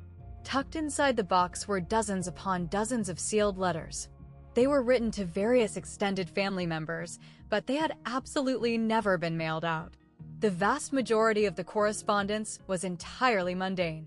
Simple thank you notes, generic birthday wishes, and trivial complaints regarding the coastal weather. But resting at the absolute bottom of the box, I discovered a pristine envelope with my name elegantly written across it. For Clara, to be opened only when she is truly ready. Tucked inside was a single, fragile page of stationery. My dearest, brilliant granddaughter, you absolutely do not require their toxic approval to possess inherent value in this universe. You exclusively require the approval of your own soul. They desperately, maliciously tried to make you feel incredibly small, but small, insignificant objects absolutely do not cast massive shadows. You were absolutely never small, Clara. You were simply patiently waiting in the dark for your explosive moment to arrive. I deeply hope I am absolutely not physically present to witness it unfold. Not because I do not desperately want to see your victory, but because I intrinsically know you absolutely must execute this maneuver entirely alone. You desperately need to prove to your own soul that you are capable of surviving the fire. When the ashes finally settle, please remember this. Living a beautiful, successful life is absolutely not about exacting petty revenge. It is simply about finally embracing the unvarnished truth. I love you infinitely. I always, always have. Grandmother Eleanor. I sat on the floor of the closet and tightly clutched the fragile letter to my chest for a very long time. That exact same weekend, Aunt Josephine drove out to the coast to visit me. We happily cooked a massive dinner together in the renovated kitchen, an activity neither of us had shared with a family member in decades. The evening was incredibly quiet, deeply simple, and for the absolute first time in my entire life, it genuinely felt like I was finally home. Victoria unexpectedly arrived at the property entirely unannounced in mid-March. I was peacefully sitting on the wraparound porch, reading a novel, when her pristine white Range Rover aggressively pulled into the gravel driveway. I silently watched her sit paralyzed in the driver's seat for a full 60 seconds before she finally gathered the courage to open the car door. She walked slowly and hesitantly toward the porch, looking exactly as if she were cautiously approaching a highly dangerous, unpredictable wild animal. I am absolutely not here to initiate a fight, she stated defensively. I slowly placed my book down onto the table. Then why exactly are you here, Victoria? She abruptly stopped at the bottom of the wooden porch steps. She looked drastically, fundamentally different. She appeared incredibly exhausted, deeply uncertain, and possessed absolutely none of the polished, arrogant confidence I intimately remembered. Can we please just talk for a few minutes? I wordlessly gestured to the empty rocking chair situated directly beside me. She slowly climbed the stairs and rigidly sat down, her physical movements appearing incredibly stiff and highly uncomfortable. For a very long, agonizing moment, neither of us uttered a single syllable. I honestly did not know, she finally whispered, staring blankly out at the crashing ocean. About exactly how maliciously Mom treated you behind closed doors. I mean, I obviously knew she heavily favored me. That dynamic was glaringly obvious to a blind person. But I genuinely did not know she was actively, aggressively keeping you away from the family. Would knowing that truth have actually mattered to you, Victoria? She violently flinched at the direct question. Then, she answered incredibly quietly. I honestly do not know. That is the absolute, brutally honest answer. I intensely studied my older sister, my half-sister. Technically, the ultimate golden child. The individual who had absolutely never been forced to violently fight for a basic seat at the family dinner table. You absolutely never once questioned the toxic dynamic, I stated softly. Why? Because I was absolutely never physically present in the line of fire. You simply, blindly accepted the reality you were handed. I did, she admitted, slowly looking down at her manicured hands. I completely, foolishly believed exactly what I was constantly told. I believed that you simply did not want to be around our family. That you aggressively preferred being completely isolated and alone. Did that narrative actually make logical sense to your brain? That your own sister would actively choose to be entirely alone every single Christmas for 15 consecutive years? She absolutely did not provide an answer. We both intimately knew she had absolutely never bothered to analyze the situation that deeply. I am absolutely not emotionally ready to attempt to build a relationship with you, she stated finally, standing up from the chair. But I desperately wanted you to know that I am finally starting to view our history through a significantly different, clearer lens.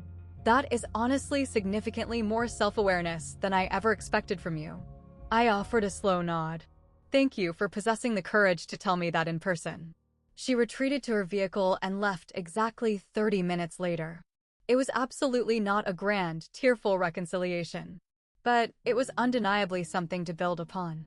Over the course of the next few incredibly healing months, I learned a profound, life-altering lesson regarding the concept of personal boundaries. Healthy boundaries are absolutely not impenetrable brick walls. They are simply sturdy doors equipped with heavy locks. And you are the absolute only person who possesses the authority to decide who receives a key. Regarding my mother, I maintained absolute, complete no contact. 0 phone calls, 0 text messages, 0 emotional explanations. I absolutely did not owe her any form of closure. She had possessed 15 entire years to ask questions and attempt to build a relationship, and she had aggressively chosen malicious silence instead. Now, I was actively choosing the exact same path. With Richard, I maintained a highly cautious, heavily restricted line of communication. A single, brief email exchanged exactly once a month. Mundane updates regarding the maintenance of the coastal house. Incredibly polite, but entirely distant. He had chosen to be a passive, silent bystander while I was abused for 27 years. I was absolutely not going to pretend that cowardly observation was somehow equivalent to paternal love. With Victoria, the door was technically unlocked, but it was only pushed open a mere fraction of an inch. She occasionally sent me brief text messages. Digital photographs of her growing daughter, random, trivial observations about the shifting weather patterns. I only responded when I felt the genuine emotional capacity to do so. Absolutely 0 pressure, 0 toxic expectations. With the remainder of the extended family tree, the access varied wildly. The few relatives who had possessed the basic decency to proactively reach out and genuinely apologize received polite responses. The relatives who had aggressively chosen to defend my mother's horrific abuse received absolute, permanent silence. I was not keeping a petty, vindictive scorecard, but I was absolutely paying close attention to their true character. And Aunt Josephine? Josephine received a permanent spare key to the estate. Are you absolutely, undeniably certain about this? She asked, holding the small brass key in her palm exactly as if it were a highly explosive device. You are literally the only person in that entire house who ever bothered to ask where I was, I stated firmly. For 15 agonizing years, you were the only human being who even noticed that I was missing from the table. I absolutely should have done significantly more than just notice the absence. You are actively doing significantly more now, Aunt Josephine. That is exactly what truly matters in the end. She began visiting the estate every single alternating weekend. We took long, peaceful walks along the freezing shoreline. We swapped incredible, vibrant stories about grandmother Eleanor. We aggressively built something entirely new and beautiful directly on top of the smoking ashes of something hopelessly broken. I absolutely did not slam the heavy door on my entire family. I simply permanently stopped exhausting myself by holding the door wide open for people who absolutely never, ever intended to walk through it. There is a massive, fundamental psychological difference between tragic isolation and healthy boundaries. Isolation is suffocating loneliness. Boundaries are absolute, unshakable peace. I was finally, successfully learning how to identify the critical difference. This specific year, I proudly hosted the Christmas holiday gathering at the estate. I absolutely did not host 23 entitled, demanding people. I did not host individuals who had spent 15 entire years aggressively pretending I did not exist on this planet. I hosted exactly 4 people. Aunt Josephine arrived first, carefully carrying a heavy casserole dish and a premium bottle of wine. I found Grandmother Eleanor's specific recipe buried in her old, dusty cookbook, she announced, beaming as she handed me the warm dish. My 2 absolute closest, most fiercely loyal friends from Raleigh arrived next, Maya and Chloe. The incredible women who had served as my true, chosen family when my actual, biological family had maliciously forgotten me. They had enthusiastically driven over 3 hours just to be present in my home. And finally, Julian, a senior colleague from my corporate firm who had tragically finalized a brutal divorce earlier that year and possessed absolutely nowhere else to celebrate the holiday. When I had extended the invitation, he had stared at me in pure shock, exactly as if I had casually offered to donate him a kidney. "You barely even know me outside the office," he had stammered. "I intimately know exactly what it feels like to be completely alone on a major holiday," I had replied softly. Absolutely nobody should ever be forced to endure that feeling if they do not explicitly want to. So, here we all were. 4 random people gathered around a massive dining table originally designed to comfortably seat 12. A roaring fire violently crackled in the hearth. Hundreds of candles provided a warm, glowing light, and the intoxicating, nostalgic aroma of Grandmother Eleanor's legendary recipe completely filled the cavernous house. Resting prominently on the stone mantelpiece, I had carefully placed her framed photograph. The specific image of the 2 of us laughing hysterically together. The absolute only photograph in this entire, sprawling house that had ever included my face. Aunt Josephine proudly raised her crystal wine glass. To our beloved Eleanor, and to the incredibly resilient granddaughter who finally reminded us all what the concept of true family actually signifies. We joyously clinked our glasses together. Outside the reinforced windows, the heavy ocean waves violently crashed against the dark shoreline. Inside the house, the warm conversation flowed incredibly easily. Absolutely no terrifying walking on eggshells. Absolutely no aggressively monitoring every single word I spoke. Absolutely no feeling like a completely unwanted intruder trespassing in my own existence. I slowly looked around the glowing table at the smiling faces of the specific people who had actively, consciously chosen to be here. People who genuinely, deeply wanted me to be present. "Thank you so incredibly much," I whispered softly into the room, "for choosing to come." Maya fiercely squeezed my hand under the table. "Thank you so much for inviting us into your sanctuary. This place is absolutely breathtaking." It truly was breathtaking. And for the absolute first time in my entire 32 years of existence, I genuinely felt like I completely belonged inside its walls. Long after everyone had safely retired to their respective guest rooms for the night, I silently slipped out onto the massive, wraparound wooden porch. The freezing December air was incredibly sharp and biting, heavily carrying the intoxicating, briny scent of the churning ocean. Millions of brilliant stars were aggressively scattered across the pitch-black sky exactly like spilled, glowing sugar. Somewhere far off in the misty distance, a deep, mournful foghorn sounded. I slowly sat down in Grandmother Eleanor's ancient, creaking rocking chair, my rocking chair now, and finally allowed myself to deeply process the sheer magnitude of the past 12 months. I thought about the 15 agonizing years before that. I thought intensely about the terrified, invisible woman I used to be and the fierce, unyielding woman I had ultimately become. I used to foolishly believe that genuine forgiveness required aggressively pretending that the horrific abuse had never actually occurred. I falsely believed that being the bigger person mandated violently swallowing your own agonizing pain and forcing a smile through the blood. I absolutely do not believe that toxic garbage anymore. Certain atrocities absolutely cannot and should not be forgiven. Not because you harbor a dark, bitter soul, but because true forgiveness inherently requires genuine acknowledgement of the crime. It requires profound, authentic remorse. It requires massive, systemic behavioral change.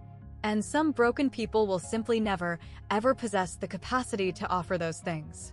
My mother had desperately attempted to call my cell phone exactly 3 more times since I had permanently blocked her primary number. Every single time, she utilized a different, spoofed phone number. Every single time, she deployed a drastically different, manipulative psychological approach. Explosive anger, suffocating guilt, pathetic bargaining. But she absolutely never, not a single time, offered a genuine apology. I surprisingly did not harbor an ounce of hatred toward her. That profound realization actually shocked me. I genuinely thought I would be entirely consumed by burning hatred after surviving everything she did to me. But maintaining pure hatred requires a massive expenditure of psychological energy. It ruthlessly demands valuable space inside your head and your heart. And I had already sacrificed entirely too much of my life and energy to her. What I felt radiating in my chest now was something infinitely smaller, significantly quieter. It was an emotion closely resembling profound pity, heavily mixed with cold, clinical acceptance. She fundamentally was exactly who she was. She had actively made her horrific, destructive choices. And now I was aggressively, finally making my own. Establishing ironclad boundaries is absolutely not about exacting petty punishment. Boundaries are entirely about psychological protection.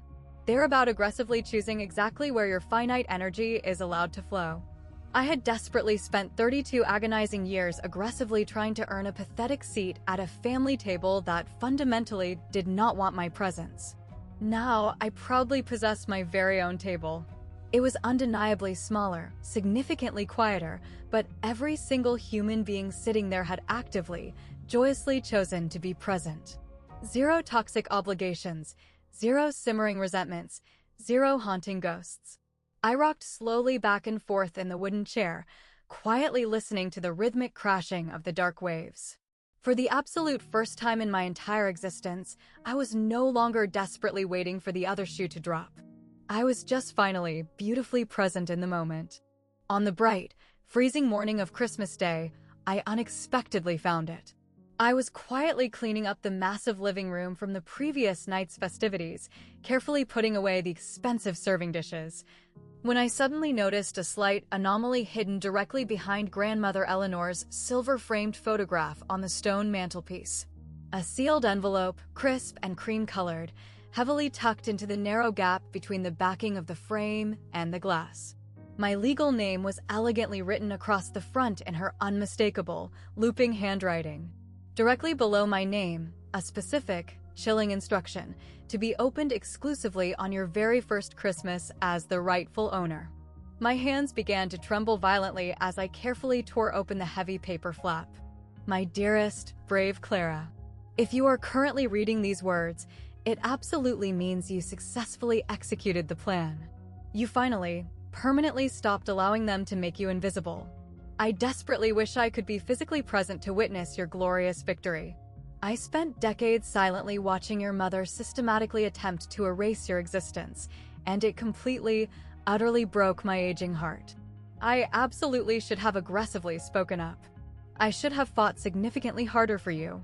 But Beatrice is my own flesh and blood daughter, and I foolishly, pathetically kept hoping against hope that she would eventually realize the error of her ways and change. She absolutely didn't, and I am so profoundly, eternally sorry for my cowardice. I legally bequeath this massive estate to you because you undeniably earned it.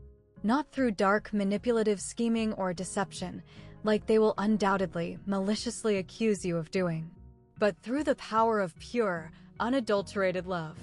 A pure, simple love that absolutely never demanded a single thing in return. You possess your biological father's exact, striking eyes, Clara. Did I ever take the time to explicitly tell you that? Arthur was a genuinely good, decent man. He was wildly impractical, yes. He was a starry-eyed dreamer, most certainly. But his core was fundamentally good. Your mother simply never possessed the capacity to see that goodness. She only saw the massive societal status she believed she had sacrificed by choosing to love him. You biologically inherited his beautiful eyes, his expansive heart, and his unique, incredible ability to spot beauty in the darkest places where other people refuse to look. The old adage claims that living well is the ultimate revenge. But I strongly believe that living authentically true to yourself is infinitely better than petty revenge. Be entirely true to yourself, Clara. Be exactly who you are meant to be. Absolutely never allow anyone to aggressively force you to make yourself small again. I love you infinitely. I am incredibly, fiercely proud of you. And wherever my soul currently resides, I promise you, I am proudly watching your victory. Grandma Eleanor. I forcefully pressed the fragile letter tightly against my chest and tightly closed my eyes. Thank you so incredibly much, I whispered out loud to the empty, sunlit room. The fireplace warmly crackled, the ocean waves steadily rolled against the shoreline, and somewhere deep inside my soul, I inherently knew she had heard my gratitude. Before I finally conclude this narrative, I desperately want to share some clinical thoughts on exactly why this tragedy occurred. I do not offer this analysis to excuse anyone's horrific behavior, but simply to help us all understand the mechanics of the abuse. My mother is absolutely not a literal, supernatural monster. Honestly, it would be significantly easier for my brain to process if I could just slap the label of pure evil on her and effortlessly move on with my life. But human psychology is infinitely more complex and devastating than that. Here is the unvarnished truth I have finally come to believe. Beatrice impulsively married my biological father when she was merely 19 years old. She was incredibly young, fiercely idealistic, and stubbornly convinced that passionate love would magically conquer every obstacle. When the crushing, brutal reality inevitably struck, the grinding poverty, the profound lack of stability, the sudden, horrific death, she simply could not emotionally process the magnitude of the grief. So, her brain aggressively converted the agonizing grief into toxic shame. In her deeply diseased mind, choosing to love Arthur became her ultimate, catastrophic mistake in life, and my very physical existence became the daily, living proof of that massive failure. Every single time she looked directly into my eyes, she did not see her innocent daughter, she only saw the reflection of her own perceived ruin. That psychological explanation absolutely does not excuse a single fraction of what she did. Absolutely nothing excuses 15 entire years of systematic, aggressive exclusion, relentless psychological gaslighting, and severe emotional abandonment. But it does provide a clinical explanation. And acquiring that deep understanding finally helped me permanently release the agonizing question that had violently haunted me for decades. What exactly did I do wrong to deserve this? The absolute, undeniable answer is nothing. I did absolutely nothing wrong. I was simply incredibly, tragically unlucky enough to be born possessing the eyes of the wrong man. As for my own culpability in the dynamic, my ultimate weakness was my infinite patience. It was my aggressive deployment of kindness, completely devoid of enforcing personal boundaries. I squandered 15 entire years operating under the delusion that if I just remained quiet enough, behaved perfectly enough, and was entirely undemanding enough, they would eventually magically open their eyes and truly see my value. They absolutely never did. Because here is the brutal, ultimate truth of the universe. Some broken people simply do not want to see you. And absolutely no amount of violently shrinking your own soul will ever magically correct their damaged vision. The ultimate, life-altering lesson? Absolutely do not waste your precious water on completely dead plants. Do not aggressively knock on heavy doors that clearly refuse to open. Do not pathetically beg for a cramped seat at a table where your presence is aggressively unwanted. Confidently build your very own, beautiful table instead. And that is exactly what I am proudly doing right now. One beautiful, unburdened day at a time. Thank you so incredibly much for staying by my side until the absolute end of this journey. If this specific narrative deeply touched something inside your spirit, please consider leaving a comment. I want to hear your story of survival. Have you ever felt completely, utterly invisible in your own family? What exact, terrifying steps did you take to change your reality? If you genuinely enjoyed this video, there is another incredibly powerful story waiting for you in the description box below. It is about a brave woman who aggressively gave her toxic family absolutely everything until she finally realized she was giving them nothing but the power to destroy her. Click the link, and I will see you over there.